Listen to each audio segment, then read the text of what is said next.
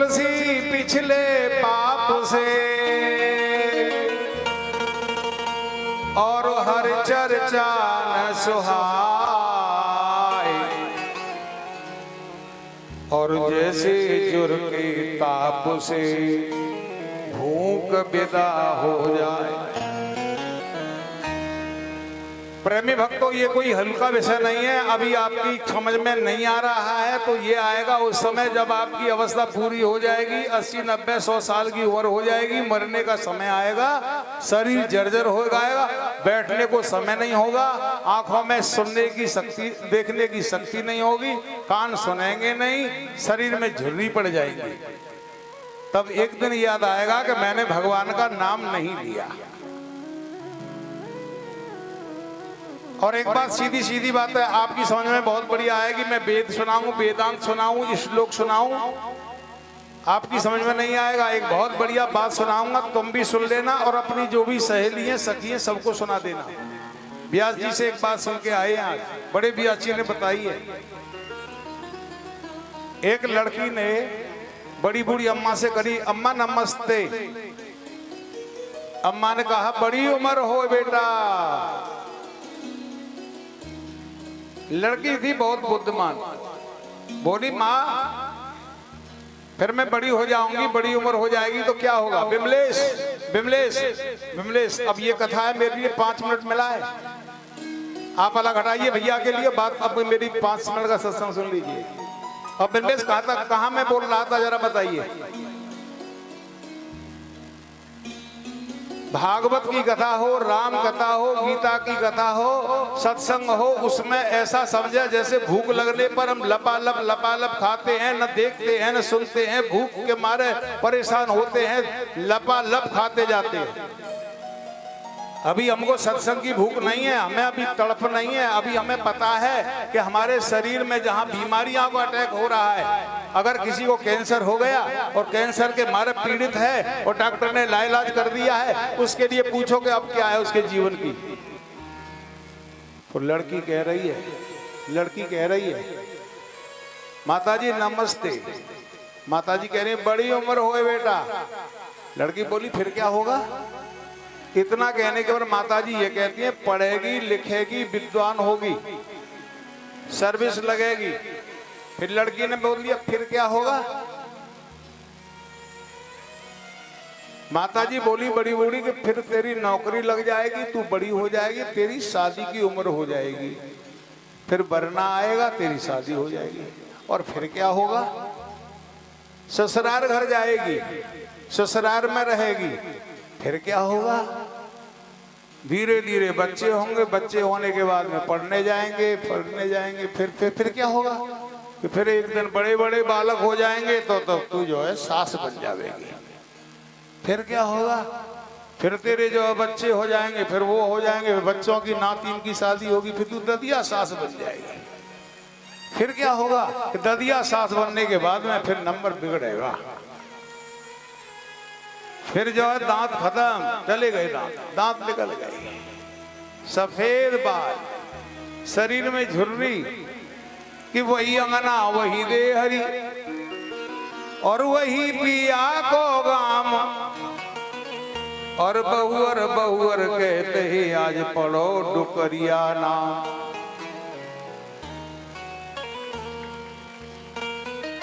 देखिए, मैं सीधी सीधी बात कहता हूं, मेरी बात समझ ले तो आज समझ लो, आज नहीं तो जब समझ लेना, समझना पड़ेगा। और भक्ति का बहुत बढ़िया तरीका मेरे पास में आता है। ऐसी सरल भक्ति आपको बता दूं तो आप भी कहेंगे, महापुरुष ये कहते हैं, वृंदावन में बैठ के हमने सुना था, आपको भगवान का नाम लेने का बहुत बढ़िया तरीका है। आप ये कोशिश मत करो कि मैं स्नान करके भजन करूंगा, आप ये कोशिश मत करो कि मंदिर में जाके ही भजन करूंगा, आप ये कोशिश मत करो कि माला लेकर के ही भजन करूंगा। आप अगर जहां हो, जिस स्थिति में हो, जिस अवस्था में हो, जो कुछ कर रहे हो, भगवान का सुमिरन करिए, सुमिरन करिए और सुमिरन करिए।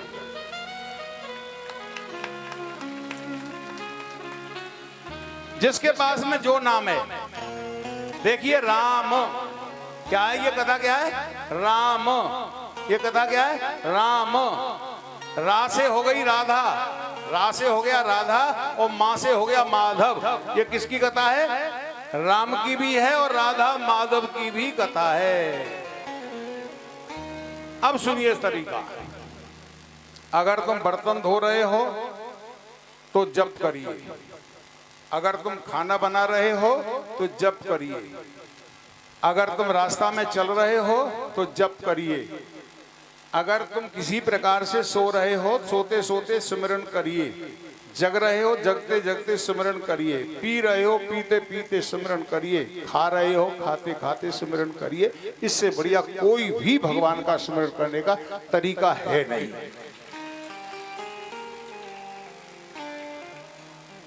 आपकी सांस जो है 24 घंटे में 21,600 चलती है। कितनी चलती है? 24 घंटे में 21,600। और जिस सांस पे तुमने भगवान का नाम ले लिया, जिस सांस पे आपने राम बोल दिया, जिस सांस पे तुमने राधा बोल दिया, जिस सांस पे तुमने ओम नमः शिवाय बोल दिया, जिस सांस पे तुमने ओम नमो भगवते वासुदेवाय बोल दिया, जिस पे तुमने जो भी आपका गुरु मंत्र है, नहीं है तो आपके केवल राम राम राधा राधा बोलिए, आपकी सांस की कीमत हो जाएगी, आपकी सांस सफल हो जाएगी, आपका जीवन सफल हो जाएगा। नहीं तो जो सांस बिना सुमिरन के चली गई तो आपके भले ही सांस चल रही है, प्राण चल रहे हैं, आप देख रहे हो, जीते जी आप मुर्दा हो, मुर्दा हो, मुर्दा हो। क्या है आप? जब भगवान की भक्ति नहीं है तो मुर्दा है। हमारे उड़िया बाबा जी महाराज कहते थे, देखिए 2 बातों के लिए हमेशा गांठ में बांध लो। कौन सी गांठ? मन की गांठ। 2 बातन को भूल मत, और जो चाहे कल्याण, नारायण एक मौत को तो दूजे श्री भगवान। मैं अभी कथा में गया था 82 की मैं बुलंदशहर, तो एक व्यक्ति बोला कि आपकी एक बात हमें बहुत अच्छी लगी है। कौन सी बात सुनाऊं? सुन लो। गोबर के बनाते हैं कंडा। ब्रज की बात है, ब्रज की। मैंने ये 40 साल पहले वृंदावन में सुनी थी। गोपी ने कंडा पाथे और पाथते बोले, वो क्या कर रही है? पाथते राधा कृष्ण राधा कृष्ण राधा कृष्ण राधा कृष्ण राधा कृष्ण राधा कृष्ण। क्या कर रही है? कंडा पाथ रही। और वो जब बिटोरा पे रख दिए तो चोटियां ने चुरा लिए। किसी चोटियां चुरा लिए और वो चोटियां सामने आ गई। उसे पता लगा कि इसने मेरे कंडा वहां ले जाके अपने पर रख लिया है। उसने गाली देना शुरू कर दिया। महात्मा जी बोले, तेरे कंडा की क्या पहचान है? बोले, बाबा मेरे कंडा की पहचान एक ही है कि मैं जो कह दूं कि ये कंडा मेरा है, उस कंडा के कान पे लगाने से आवाज आएगी राधा कृष्ण राधा कृष्ण। बाबा उठाओ, ये कंडा उठाओ, कान पे लगाओ। लगाया, कंडा में से क्या आवाज आ रही है? राधा कृष्ण राधा कृष्ण। जो जो भी कंडा है उनमें से। तो आपकी भक्ति में वो शक्ति है, आप जिस काम में भगवान का सुमिरन करेंगे, प्रत्येक काम में भगवान का वास होगा, प्रत्येक काम में भक्ति बनेगी, प्रत्येक कार्य से आपका कल्याण होगा। मुझे एक भजन बड़ा सुंदर लगता है कि राम भजन कर प्राणी, अरे राम भजन कर प्राणी, ये काया तेरी हो गई पुरानी। राम भजन कर प्राणी, ये काया तेरी हो गई पुरानी। राम भजन कर प्राणी, ये काया तेरी हो गई पुरानी। राम भजन कर प्राणी, ये काया तेरी हो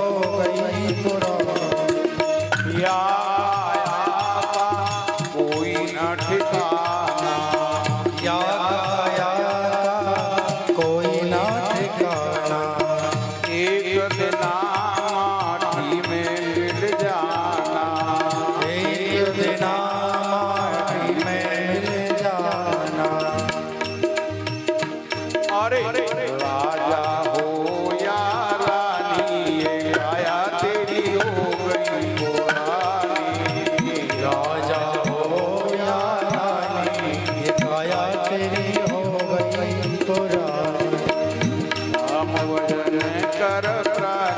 ये काया तेरी हो गई पुरानी। राम भजन कर प्राणी ये काया तेरी हो गई पुरानी।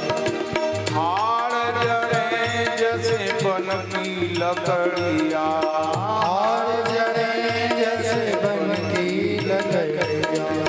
केस जड़े जैसे घास गठरिया, कैसे जले जैसे घास गठरिया। अरे धुआं उड़े आसमानी ये काया तेरी हो गई पुरानी।